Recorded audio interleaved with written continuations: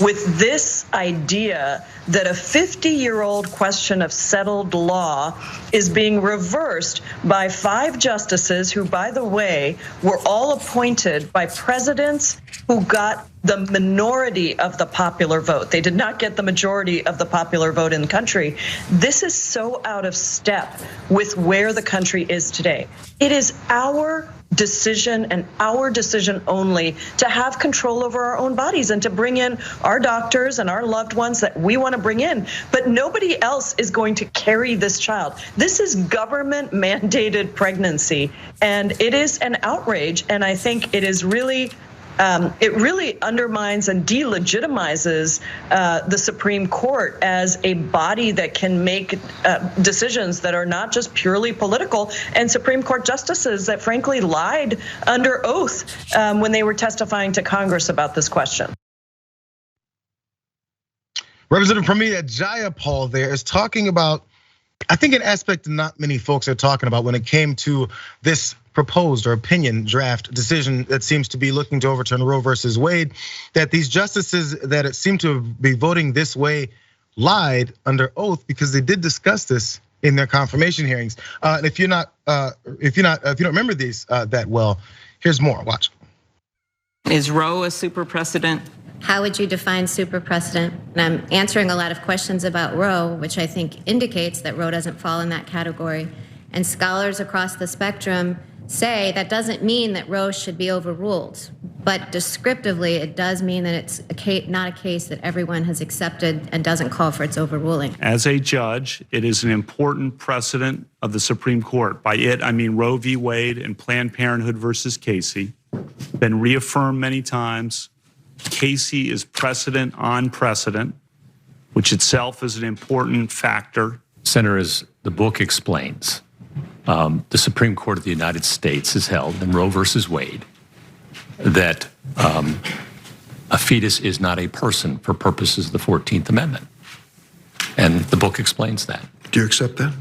That's the law of the land. I accept the law of the land, Senator, yes. Gorsuch seemed a little annoyed by that question. Like, why would you ask me something like that? I wouldn't do anything so outrageous, like change the law of the land. It's a precedent, it's been set. So as you saw in those confirmation hearings there, apparently they didn't mean it, they didn't lie. Something changed between then and now.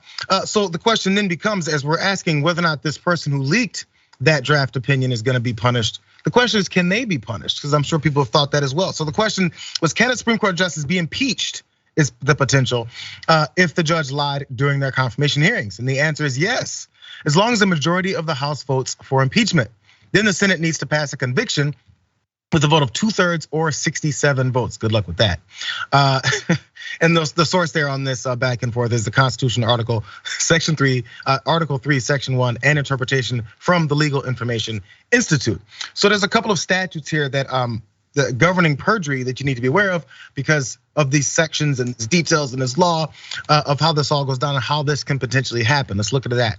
So section 1621 covers general perjury and stipulates that anyone who willfully and contrary to such oath states or subscribes any material matter which he does not believe to be true is guilty of perjury and shall be fined or imprisoned up to 5 years or both. Again, good luck with that. Section 1001 covers false statements more generally without requiring an oath. The section stipulates that whoever in any matter within the jurisdiction of the executive, legislative, or judicial branch of the government of the United States knowingly and willfully falsifies or conceals information, including before a congressional committee's inquiry, may also be fined or imprisoned up to 5 years.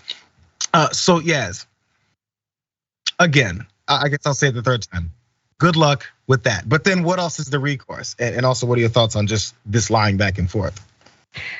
You know, this whole confirmation process has kind of become farcical at this point, right? Because especially at the last few confirmation hearings that we've seen, everything just happens on partisan lines these days. So really on the stand, they can say whatever they want. They're still gonna get confirmed by the people who want them confirmed, right? So that's how we got all these Supreme Court justices confirmed by president, who were appointed by presidents who, as she mentioned, did not win the popular vote. And even this decision is wildly unpopular in the United States. States. The United States, the people in this country do not agree on most things, but this is one issue that we do across the board, across the country, right? It doesn't really matter party lines or anything like that. So this is really just an extremist agenda that's being forced on a general secular population. And then on top of that, as far as the lying goes, if you're taking an oath, right? If you are breaking a law, if there are laws in place, if there are rules in place and people break them and there are no consequences, then what is the point of any of it, right? And so all these things that we're seeing with these hearings for the January 6th committee, and now all these oaths that people are taking and all these trials that people are being made to stand on, there has to be some kind of consequence for lying. There has to be consequences for breaking the law. Otherwise, there is no point in having any of these systems in place anymore if you're not going to enforce it. So. I've been wondering lately, just in general, when people, even just in normal court, go in and then they swear on the Bible that they're going to tell the truth. There's many people who don't really care about, I guess, the consequences of lying under oath with the Bible. But also, what do we do as far as a country, whether or not they're doing that? Is this something that's maybe a bit archaic and something we just kind of don't do much anymore? Because once people like this then lie under oath, we're only going to punish folks that are nobodies that lie under oath, or at least change their views and then don't have much of an explanation. There's a wall between us and the Supreme Court, and that's what we kind of always wanted it, so that they can be free of any partisanship. But it's turned into, especially when presidents like Trump get to appointing people, they're like, it's a lifetime appointment. I can appoint the most partisan person possible and they're untouchable. The point was supposed to be to appoint someone that's not as partisan so that they're untouchable, so that they can do the right thing. It's turned into being a partisan exercise that can't be touched anymore. And it's a race to that. And that's, that'll come from any kind of liberal or Democratic president, if that ever happens again. Yeah. And it is frustrating because it's just literally a handful of people who are making this decision for so many other people. And however they got there, they're not elected officials. The people did not put them there. We had no say in them getting there. And even our elected representatives, especially on the Democratic side, we didn't have enough people there. And that's it. There were no Republicans who are going to vote against a Trump or Bush appointed Supreme Court justice. But from all of this, we're seeing that the Supreme Court is losing a lot of credibility. So people just don't care about them anymore. It's funny what you mentioned about swearing on the Bible. Yeah, I don't think people care about that either. I put my hand on a book and whatever. I'm still gonna do what I'm gonna do.